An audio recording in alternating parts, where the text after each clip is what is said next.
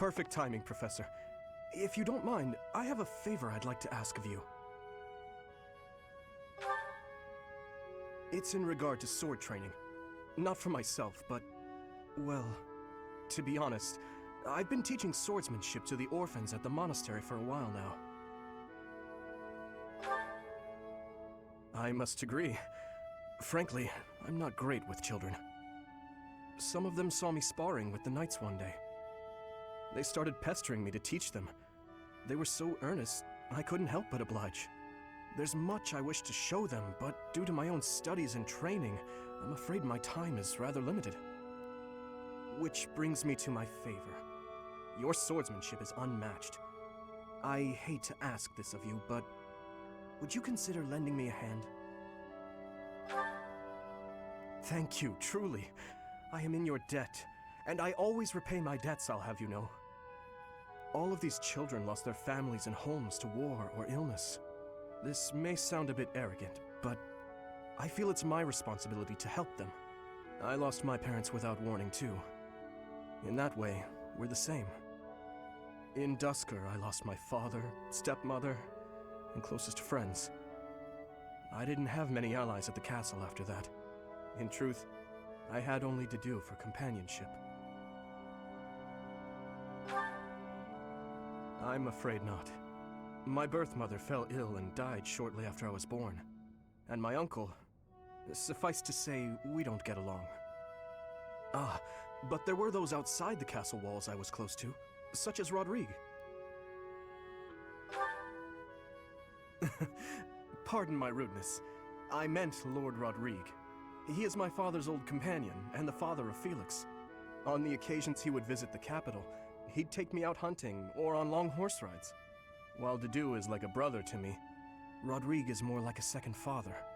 It might sound ridiculous, but he's the kind of man I hope to become one day. Someone who helps others. Someone who can reach out and save a lost soul. Oh, please accept my apologies for boring you with my life story. In any case, don't forget your promise, Professor. I'm counting on you.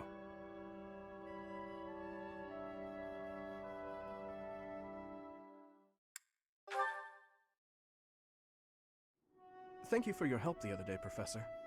Please, allow me to express my gratitude by taking you to dinner. Nonsense. Your guidance was magnificent. Just what I'd expect from a professor at this esteemed academy. I've studied swordsmanship for some time, but your mercenary skills are something else entirely.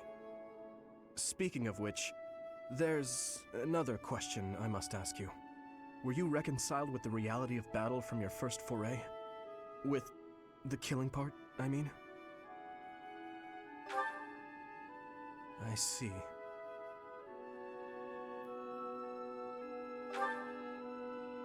No. I do not carry that burden well. I doubt that will change, no matter how many years come and go. The first time I led on the battlefield, I was sent to quell a rebellion in the west. It was not a difficult fight. The enemy was not well trained and their morale was low.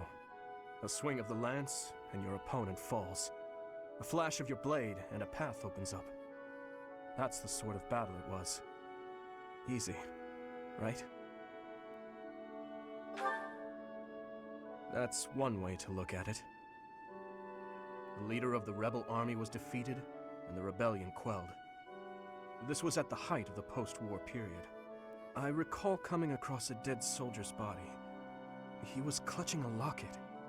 Inside was a lock of golden hair. I don't know to whom it belonged. His wife? His daughter? Mother? Lover? I'll never know. He was a soldier, an enemy, someone we had cut down without hesitation. But in that moment, I realized he was also a real person, just like the rest of us.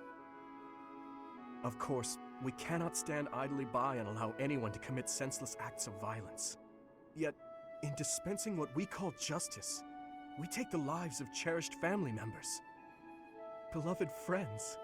Killing is part of the job, but even so, there are times when I'm chilled to the bone by the depravity of my own actions. Is it? Perhaps you're right. I pray that you are. Professor, may I speak freely? When we first met, I thought of you as someone who felt no strong feelings about killing your enemies. I could never trust someone who kills without batting an eye. My heart won't allow it. But after speaking with you and getting to know you better, I can see you're not like that. Now I know, with all my heart, that I can trust you. Thank you for that.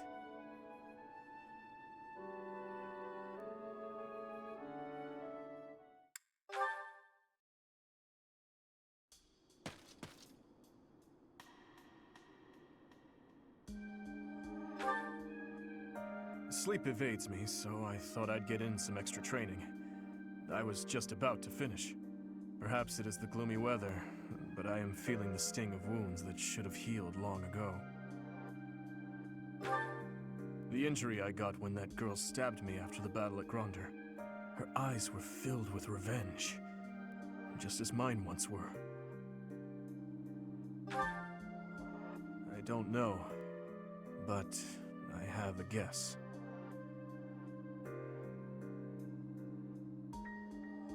Ah, I suppose I haven't told you about that yet. I was attacked inside the monastery the other day. It caused quite the uproar. The ones who attacked me were some of the youths we taught swordsmanship to once upon a time. Of course, I could capture the lot of them with my eyes closed. It seems they were raised by a group of thieves we put down 5 years ago. I heard Lady Rhea took custody of them, claiming that the children were innocent. I have taken so many lives, and with each one I face hatred. During the last 5 years especially. My life was not so different from that of a wild beast, and that young girl's brother. At some point I must have... That is why I thought it only natural that someone would retaliate someday. Because I hated, because I stole, and because I killed. But with those children, it's different. We drew our blades with the best of intentions, only to hurt them in the end. I suppose this is yet another thing we will just have to live with. Yes. As one who chose to fight, it is my responsibility to confront this anguish and the true nature of war, until the day my life comes to an end. Perhaps. You know, Professor, there is something that I only recently realized. I never knew it could be so comforting to have someone standing by my side.